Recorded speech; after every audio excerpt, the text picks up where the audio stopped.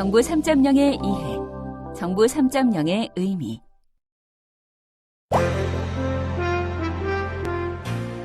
이번 시간 주요 뉴스. 중부 지역에서 펜션을 운영하고 있는 김 씨는 이번 장마철이 역대 어느 때보다도 불안하다고 합니다. 게릴라성 폭우로 중부 지역에 물폭탄이 예상된다는 보도를 보고 난 후 뒷산 계곡 아래에 위치한 펜션에 혹여나 산사태가 덮치지 않을까 해서라는데요. 걱정되는 마음에 관할군청에 연락해보니 이미 급경사지 붕괴 위험 지역에 지표면 센서를 설치해서 이상 징후를 사전에 예측할 수 있다는 반가운 소리를 들었습니다. 뿐만 아니라 국민안전처와 지자체가 관련 시스템을 연계해서 긴급 상황 시 신속히 대피할 수 있도록 도와준다고 하니 한결 마음이 편해졌습니다. 그리고 소방관 최 씨는 건물 화재 신고를 받고 출동하면서 태블릿 PC를 통해 건물 내부를 3차원으로 확인합니다. 화재가 난 위치와 접근 방법, 붕괴 예상 위험을 미리 파악하고 도착 전에 화재 진압과 응급 구조 방법 등을 동료들과 상의를 한 후 화재 진압을 진행한다고 하는데요. 이렇게 건물 실내 공간 정보를 활용한 서비스를 적극 이용하면 소방관들의 안타까운 희생을 상당 부분 줄일 수 있다고 합니다. 전동 휠체어를 타는 장애인 이 씨 역시 복합 쇼핑몰에서 친구를 만나기로 했지만 축구장의 40배 크기만한 쇼핑몰에서 잘 만날 수 있을까 걱정이 됐다고 합니다. 하지만 내부를 마치 자동차 내비게이션처럼 화살표로 안내해주는 3차원 공간정보 서비스 덕분에 늦지 않게 제 시간에 약속 장소에 도달할 수 있었다고 합니다. 또한 게사료 사용 황태국 등과 같은 유해 먹거리에 대한 방송이 나올 때마다 가슴이 철렁한 주부 유 씨는 유해 식품 정보를 찾기 위해 검색 페이지에서 식품 안전을 쳐봤습니다. 그 결과 식품나라, 농식품 안전정보 서비스, 식품 안전정보 등 많은 사이트들이 검색돼서 어느 사이트에서 확인해야 하는지 불편했었는데요. 이제는 이러한 모든 내용을 식품안전정보 포털에서 한꺼번에 볼 수 있게 됐습니다. 이곳에서는 수입식품 원산지부터 유통과정, 부적합 식품의 제조사와 상품명까지 한꺼번에 한 곳에서 알려줄 뿐만 아니라 날씨에 따라 조심해야 할 음식들, 식중독 발생 지역과 발생 확률까지 알려준다고 합니다. 이제 주부 유 씨가 가슴 철렁할 일은 없겠죠? 이번 시간에는 정부 3.0의 추진 배경과 정부 3.0의 개념 및 의의, 그리고 정부 운영 방식의 변화와 관련된 외국 사례에 대해 살펴보겠습니다. 학습을 마치면 여러분은 정부 3.0의 추진 배경과 정부 3.0의 개념 및 의의에 대해 숙지하고 설명할 수 있을 것입니다. 그럼 학습을 시작해 보도록 하겠습니다. 1. 정부 3.0 추진 배경. 대한민국은 건국 이래 산업화, 민주화를 거치면서 경제적으로 선진국 반열에 올라섰다는 평가를 받고 있습니다. 명목 국내 총생산 1조 1,635억 달러의 세계 15위 경제대국, 세계 최고 수준의 ICT 기술 보유 등이 이러한 사실을 뒷받침하고 있습니다. 하지만 성장 동력이 약화돼 저성장이 구조화되고 기존 방식으로 풀기 어려운 복잡다개한 사회 문제가 대두됨에 따라 국민 수요를 적극 반영하지 못하고 소통이 부족한 행정에 대한 국민의 비판도 점차 커지고 있습니다. 이에 정부는 보다 철저한 자기 변화와 혁신이 필요하다고 판단하고 정부 3.0을 추진하게 됐습니다. 그럼 정부 3.0의 추진 배경에 대해 좀 더 자세히 살펴볼까요? 먼저 대한민국의 위상에 대해 살펴보겠습니다. 첫째, 우리나라는 2011년을 기준으로 명목 GDP 1조 1,635억 달러를 기록해 전 세계 210여 개의 국가 중 15위를 차지했습니다. 여기서 명목 국내 총생산이란 일정 기간 동안에 국내에서 생산된 모든 최종 재화와 서비스의 시장 가치를 당해 연도 가격으로 계산한 것을 뜻합니다. 이런 성과는 지난 50년 전 13억 달러와 비교했을 때 약 895배 정도 증가한 수치로 전 세계 경제사 가운데 이와 같이 급속하게 성장한 선례가 없습니다. 이어서 2013년 기준 명목 국내 총생산 규모는 1조 3,045억 달러로 세계 14위를 차지했습니다.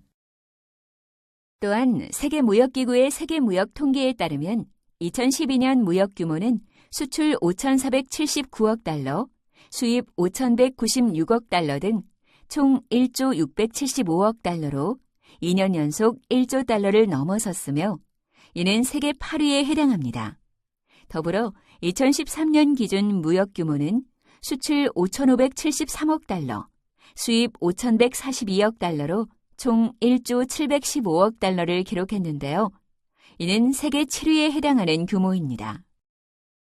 참고로 2012년 무역 순위는 1위인 미국에 이어 중국이 2위, 독일이 3위, 일본이 4위, 네덜란드가 5위를 차지하고 있고 수출 순위는 중국을 필두로 미국, 독일, 일본, 네덜란드가 그 뒤를 따르고 있습니다. 아울러 우리나라는 자동차 생산 분야에서 세계 5위, 휴대폰과 조선, 반도체, 해외 건설 플랜트 분야에서 세계 1위를 달리고 있습니다. 둘째, 우리나라는 세계 최고 수준의 ICT 기술을 보유하고 있습니다. 이에 대한 내용을 이해하기 위해 두 가지 발전 지수에 대해 알고 있어야 하는데요. 먼저 UN 전자정부 발전 지수는 UN 가입국인 세계 190여 개국에 대해 전자정부 지수를 3개의 하위 지수로 나눠 종합적으로 평가한 것으로 온라인 서비스 지수, 정보통신 인프라 지수, 인적자본 지수 등이 여기에 포함됩니다. 그리고 ICT 발전 지수는 국제전기통신연합에서 166개국의 ICT에 대한 접근성, 이용도, 활용력 등을 종합적으로 평가해 한 나라의 ICT 발전 정도와 국가 간 정보 격차를 종합적으로 나타내는 지수입니다. 1980년대 중반 이후 한국은 산업화는 뒤졌지만 정보화에는 앞서야 한다는 사회적 공감대를 바탕으로 정보화를 본격 추진했습니다. 정보통신 인프라를 구축하고 사회 각 분야에서 정보화를 촉진했으며 ICT 산업을 육성하는 등 이제는 ICT 분야에서 세계가 주목하는 괄목할 만한 성장을 이루었습니다. 그 예를 살펴볼까요? 화면에 보시는 표는 UN 전자정부 발전지수에서 상위를 차지한 국가를 보여주고 있는데요. 우리나라는 2010년과 2012년 UN 전자정부 평가에서 2회 연속 1위를 차지했고 이어서 2014년의 UN 전자정부 평가에서도 1위를 차지함으로써 3회 연속 1위를 달성했습니다. 그리고 우리나라는 2011년 국제전기통신연합의 정보통신 발전지수에서도 1위를 차지했습니다. 이런 결과는 우리나라가 정보통신 인프라 보급과 온라인 서비스 활용 등에 있어 세계 최고의 수준에 있음을 보여주고 있습니다. 또한 우리나라는 경제력뿐 아니라 우수한 인적 역량과 문화적 토대도 보유하고 있다는 평가를 받고 있습니다. 그중 한 예로 OECD 가입국의 25에서 34세 청년층의 고등학교와 고등교육 이수율을 들 수 있습니다. 각각 98%와 65%로 OECD 국가 중 1위인 것으로 나타났습니다. 아울러 최근 K-팝을 중심으로 한 음악, 드라마, 영화, 공연, 음식 문화 등에서 전 세계에서 불고 있는 한류 바람은 우리의 문화적 다양성과 튼튼한 기초에서 비롯된 것이라 할 수 있습니다. 마지막으로 우리나라는 국제 무대에서의 영향력이 확대되고 있습니다. G20 정상회의 개최, UN 안보리 비상임이사국 진출, 세계 3대 이벤트라고 하는 올림픽과 월드컵, 엑스포 유치 등 다양한 영역에서 국제적 위상도 점차 높아지고 있습니다. 그중에서 우리나라가 2010년 OECD 개발원조위원회에 가입한 것은 우리나라의 국제적 위상과 국격을 한 차원 더 높인 큰 의미를 가집니다. 바로 1961년 OECD 출범 이후 원조 수혜국에서 원조 공여국으로 지위가 바뀐 첫 번째 사례이기 때문입니다. 한국전쟁 직후 절대 빈국의 상태에서 국제원조로 연명하던 나라가 이제는 원조를 하는 나라가 된 것입니다. 이번에는 대한민국의 시대적 여건에 대해 알아보겠습니다. 우리나라는 성장 동력이 약화되고 저성장 기조가 정착되어가는 추세입니다. 화면에 보시는 그래프는 1985년에서 2040년까지의 경제 성장률 추이와 전망입니다. 2000년대의 평균 4%에 머물렀던 잠재 성장률이 최근에는 3%대로 하락했으며 이는 고용률 정체와 양극화 심화 등의 문제와 결합돼 경제적 어려움을 더해가고 있습니다. 우리의 앞날에 대한 긍정적인 평가보다는 우려하는 목소리가 점차 커지고 있으며 이에 새로운 모멘텀이 될 수 있는 신성장 동력 창출이 시급합니다. 그리고 시대적으로 기존 방식으로 풀기 어려운 복잡다기한 사회 문제가 나타나고 있습니다. 기후와 환경의 변화, 에너지와 식량 부족, 저출산과 고령화 등이 여기에 속하는 대표적인 문제들입니다. 경제성장 과정에서 발생된 경제적 불평등과 양극화 문제는 사회 통합을 위해 반드시 해결되어야 하는 중요한 문제로 인식되고 있으며 특히 저출산과 고령화 문제가 심각한 수준으로 나타나고 있습니다. 이런 문제들은 누군가 독자적으로 해결하기 곤란한 문제이며 국가 간 또는 부처 간 공동 대응이 필요할 것입니다. 또한 지식정보 사회로의 전환에 따른 정부와 국민 간의 관계 변화도 이루어지고 있습니다. 모바일, SNS 등의 확산에 따라 국민들의 정책에 대한 참여, 투명성 요구가 증대하고 있으며 이에 따라 정부와 민간의 관계도 일방향적 관계에서 협력 관계로 점차 변화하고 있습니다. 아울러 지식과 기술의 융복합 혁명이 새로운 기회 요인으로 등장하고 있습니다.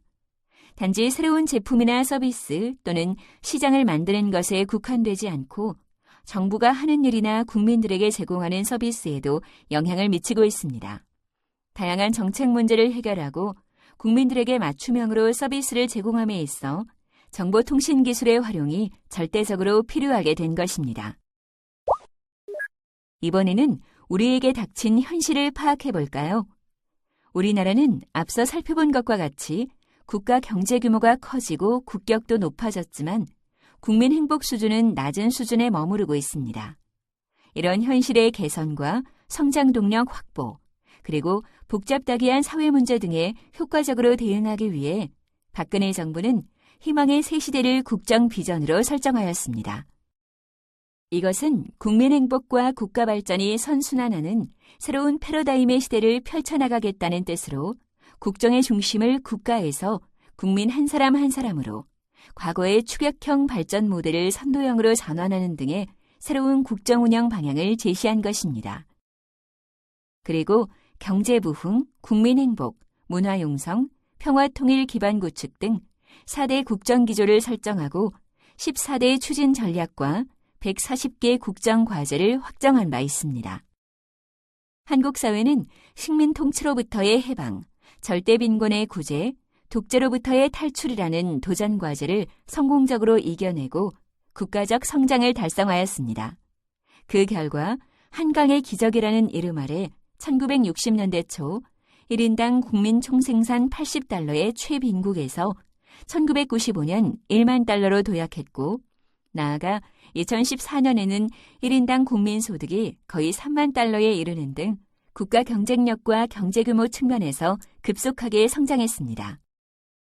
이런 양적 성장의 배경에는 발전국가 형태의 정부가 있었고 정부는 희소자원의 배분과 규제 등의 정책적 수단을 적극적으로 활용하는 역할을 했습니다. 하지만 성장 중심의 정부 운영 체계에서 변화가 발생하고 있음에도 불구하고 아직 우리나라 정부는 행정환경 변화에 대응할 수 있는 미래 역량이 미흡해 그에 따른 많은 문제들을 안고 있습니다. 그중 대표적인 문제점으로 국민 수요를 적극 반영하지 못하는 행정, 취약한 정책 및 제도 역량, 그리고 낮은 정책 투명성 등을 들 수 있습니다. 그럼 각각의 내용을 구체적으로 살펴보도록 하겠습니다. 먼저 국민 수요를 적극 반영하지 못하는 행정입니다.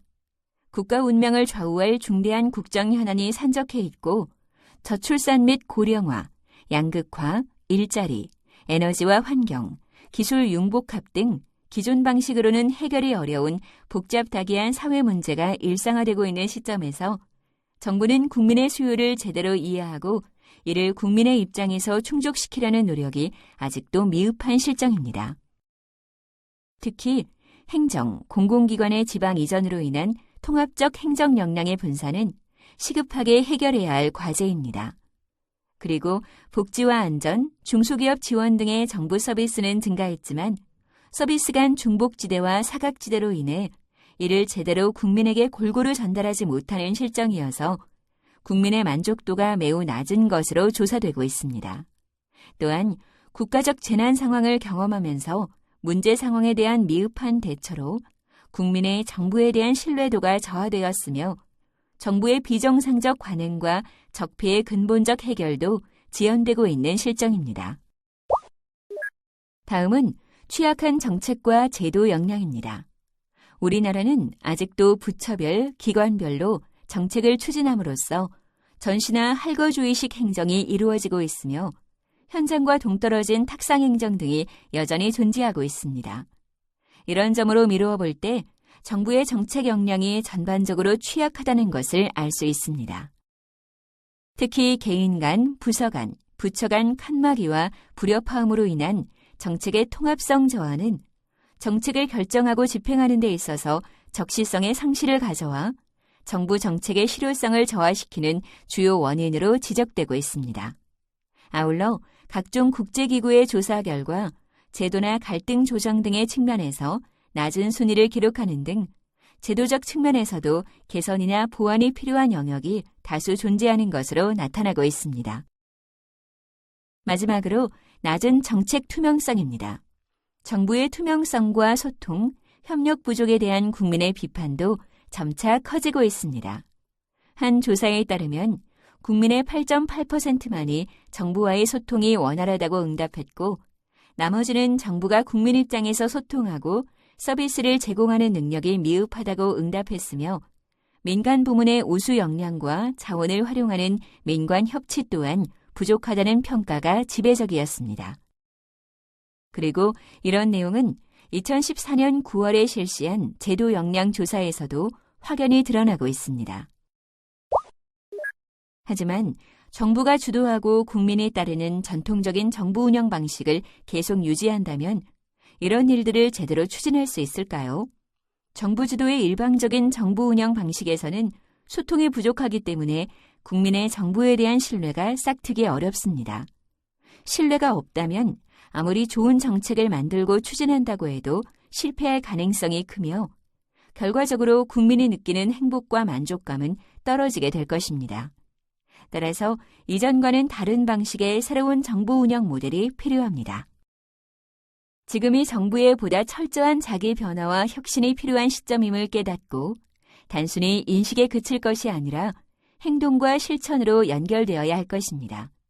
이런 환경 변화와 현실 인식을 기초로 새로운 국정 운영 방향을 제시하는 것이 정부 3.0의 핵심 국정 과제라 할 수 있습니다.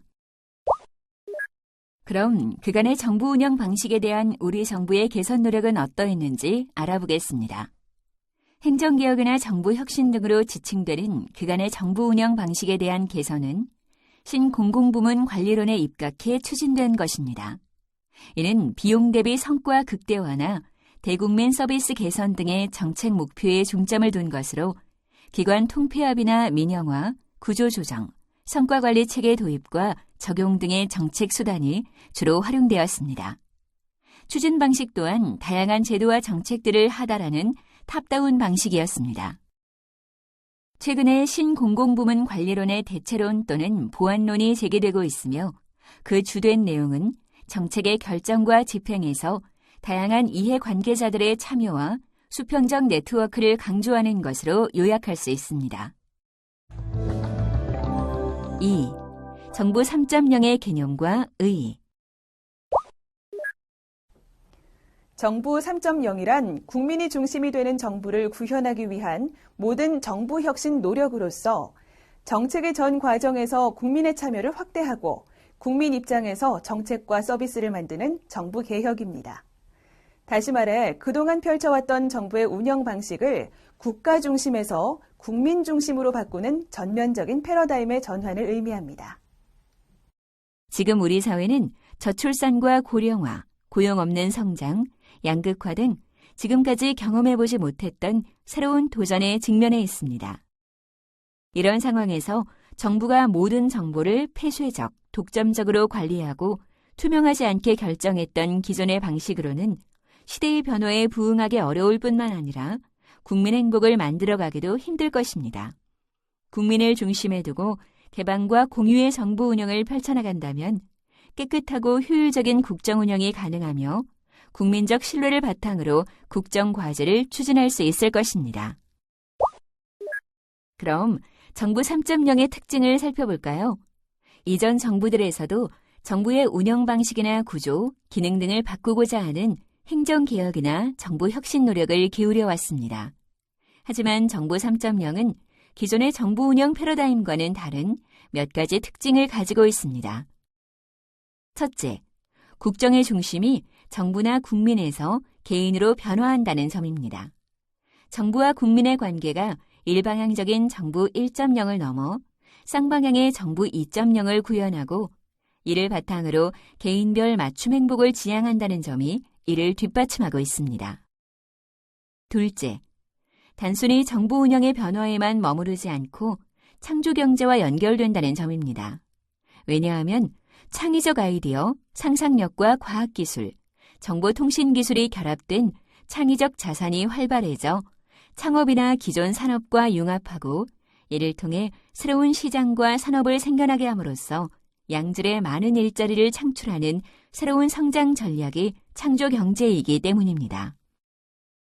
셋째, 정부 3.0은 개방형 행정개혁 프로젝트에 해당합니다. 정부 3.0의 핵심 목표는 국민과 정부, 부처와 부처, 민과 관 사이의 벽을 허무는 데 있는 만큼 국민의 접근을 제한했던 공공정보를 민간에 널리 개방하고 국민은 이 정보를 자유롭게 활용해 신성장 동력 창출에 참여하게 됩니다. 아울러 각 부처가 칸막이를 거두고 국민 개개인에게 맞춤형 서비스를 제공함으로써 늘어난 소통의 결과물은 국정에 적극적으로 반영합니다. 마지막으로 정부 3.0은 정보통신기술을 핵심 가능인자로 내재화합니다. 정보통신기술이 사회 각 부분에 확산, 적용되면서 우리 일상생활과도 매우 밀접한 관계를 맺게 되었습니다. 아울러 사회적 문제 해결이나 국민들에게 맞춤형 서비스를 제공하는 데 있어서도 그 중요성이 점차 커지고 있습니다. 따라서 정부 3.0은 중점 추진 과제의 효과적 실행을 지원하는 가능인자로서 정보통신기술의 활용을 적극 담고 있습니다. 그럼 국정비전과 정부 3.0과의 관계를 살펴보겠습니다. 앞서 언급한 것처럼 박근혜 정부는 희망의 새 시대를 국정비전으로 설정하고 이를 위해 경제부흥, 국민행복, 문화융성, 평화통일 기반 구축 등 4대 국정기조와 14대 추진전략, 140개 국정과제를 제시하고 확정했습니다. 국정비전과 국정과제는 국민적 신뢰를 바탕으로 하지 않는다면 국정과제 추진에 대한 동력을 확보할 수 없습니다. 다시 말해 국정과제의 추진 기반에 해당하는 것이 신뢰받는 정부이며 정부 3.0은 이런 국정과제의 추진 기반인 신뢰받는 정부의 핵심 추진 과제인 것입니다. 정부 3.0의 추진 방향과 내용을 지속적으로 강조하는 이유는 바로 이런 중요성 때문입니다. 3. 정부 운영 방식의 변화와 관련된 외국 사례. 외국에서도 정부 운영 방식의 변화와 관련된 사례가 많이 있습니다. 그중에서 미국의 오바마 행정부가 추진해온 정책과 호주의 열린 정부 선언에 대해 살펴보도록 하겠습니다. 먼저 미국의 사례부터 볼까요? 오바마 행정부는 전례에 없던 수준의 정부 개방성을 창출할 것임을 천명하고 이를 위해 투명성, 참여, 협력이라는 세 가지 기본 원칙을 중심으로 관련 정책을 추진하고 있습니다. 여기서의 투명성은 책임성을 향상시키고 정부가 하는 일에 대한 정보를 국민들에게 제공하는 것을 의미하는데요. 이를 위해 미국 정부는 법령과 정책에 관련된 정보를 국민들이 손쉽게 검색, 활용하고 신속하게 전달할 수 있도록 적절한 수단을 강구하고 있습니다. 그리고 참여는 정부의 의사결정의 질을 높여줄 뿐 아니라 정부로 하여금 민간 부문에서 널리 퍼져 있는 지식에 접근할 수 있는 기회를 제공하는 수단으로 인식됩니다. 따라서 정부 기관들은 일반 국민이 정부 활동에 참여할 수 있는 기회를 확대할 수 있는 다양한 제도와 절차를 마련하는 데 적극 노력하고 있습니다. 또한 협력은 국민들을 정부 활동에 적극적으로 개입시키는 것을 의미합니다. 정부 기관들은 모든 수준의 정부 기관과는 물론 민간의 비영리 조직이나 비즈니스, 개인들과 협조할 수 있는 혁신적인 수단, 방법, 그리고 시스템의 활용을 적극 모색하고 있습니다. 이번에는 호주의 사례를 보겠습니다. 호주는 2009년 12월 22일 15인의 전문가로 구성된 태스크포스가 인게이지먼트, Getting on with Government 2.0이란 보고서를 발간하면서 열린 정보를 지향하는 정부개혁 논의가 시작됩니다. 이 보고서에서 웹 2.0이라는 환경 변화에 대응하기 위한 온라인 참여의 촉진, 공공정보를 국가적 자산으로 활용, 열린 정부의 실현이라는 추진 전략을 제시했습니다. 이후 2010년에는 정부개혁자문위원회에서 호주의 정부개혁을 위한 청사진을 제시합니다. 여기에는 더 나은 공공서비스의 제공, 더 열린 정부의 창조, 정책 역량의 강화, 전략적 리더십의 활성화, 개혁 추진을 위한 전담기관으로 공공서비스위원회의 창설, 공무원 고용 조건의 개선, 공무원 역량 강화, 정부기관 역량 제고, 정부기관 효율성 제고라는 9가지의 추진 전략과 28개의 추진 전략별 세부 과제 등이 포함되었습니다.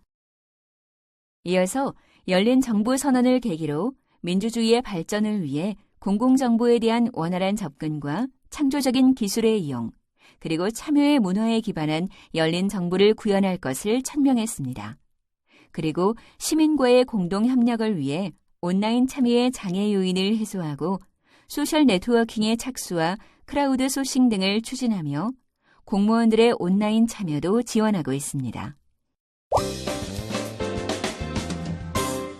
현장 속으로 업무 적용 가이드. 업무 현장에서 이루어지는 사례를 통해 학습한 내용이 어떻게 적용될 수 있는지 확인해 볼까요? 김대리, 혹시 엠보팅이 뭔지 알아? 아, 그거? 서울시가 시민들의 의견을 실시간 투표 방식으로 빠르게 수렴하기 위해 개발한 스마트폰 앱이야. 모바일과 투표의 합성어지. 그래? 공공기관에서 만든 투표하는 앱이라? 그거 뭔가 색다른데? 그렇지. 서울시는 엠보팅을 활용해서 시민 생활과 밀접한 문제에 대한 의견을 수렴하거나 정책 결정을 진행하고 있어. 지하철 개선 사업이 좋은 예인데 신형차를 도입하면서 객실 의자의 폭을 현행대로 유지할 건지 환승 연결음은 무엇으로 할지 등에 대한 의견을 엠보팅을 통해 물어보고 반영했지. 우와, 그냥 단순하게 정보만을 제공하는 앱은 아니구나. 맞아. 그리고 일방적으로 서울시가 시민에게 물어보는 것이 아니라 시민도 서울시정이나 시민생활과 관련된 투표 안건을 다른 시민에게 물어볼 수 있어. 시민도 콘텐츠를 생산하는 플랫폼 구조를 가지고 있다는 거네. 박 대리도 엠보팅에 한번 접속해봐. 지금도 많은 안건이 투표로 진행되고 있을걸? 그거 좋은 생각이다. 이렇게 서울시는 엠보팅이라는 앱을 통해 시민과 적극 소통하고 있는데요. 현재 엠보팅은 서울시가 시민에게 물어보는 정책 투표, 각종 정책 토론회, 위원회 등 현장성이 가미된 정책 현장 투표, 내부 직원들에 대한 투표, 시민이 다른 시민에게 물어보는 시민 발제 투표 등 4가지의 투표 유형을 제공하고 있습니다. 핵심 정리. 이번 시간에 배운 내용을 떠올리면서 주요 학습 내용을 다시 한번 정리해 보세요. 대한민국은 명목 국내 총생산 1조 1635억 달러의 세계 15위 경제대국으로 세계 최고 수준의 ICT 기술을 보유하고 있습니다. 그리고 우수한 인적 역량과 문화적 토대를 바탕으로 국제 무대에서 그 영향력을 확대하고 있습니다. 하지만 성장 동력이 약해지고 저성장이 구조화되는 여건 속에서 기존 방식으로 풀기 어려운 복잡다기한 사회 문제가 대두되고 있습니다. 따라서 지식정보 사회로의 전환에 따른 정부와 국민 간의 관계에 대한 변화와 지식과 기술의 융복합 혁명이 요구되고 있습니다. 게다가 국민 수요를 못 맞추는 행정과 취약한 정책 및 제도 역량, 낮은 정책 투명성 등이 우리 정부의 현실입니다. 이런 문제점들을 해결하기 위해 추진하게 된 정부 3.0은 공공정보를 적극적으로 개방하고 공유하며 부처 간 칸막이를 없애고 소통하고 협력함으로써 국정과제에 대한 추진 동력을 확보하고 국민 맞춤형 서비스를 제공함과 동시에 일자리 창출과 창조 경제를 지원하는 새로운 정부 운영 패러다임입니다. 정부 1.0, 정부 2.0을 거쳐온 정부 3.0은 국민 개개인을 중심으로 민주성을 확장시킨 정부로서 국민의 능동적인 공개와 참여, 개방, 공유, 소통, 그리고 협력을 통해 양방향과 맞춤형으로 서비스를 제공합니다. 정부 3.0의 특징은 첫째, 국정의 중심이나 정부나 국민에서 개인으로 변화. 둘째, 새로운 성장 전략인 창조경제와의 연계. 셋째, 개방, 공유, 협력 기반의 개방형 혁신. 그리고 마지막으로 정보통신기술을 핵심 가능인자로 내재화하는 것입니다.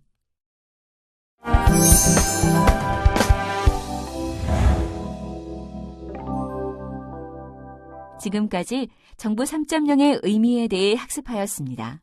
여러분, 수고하셨습니다.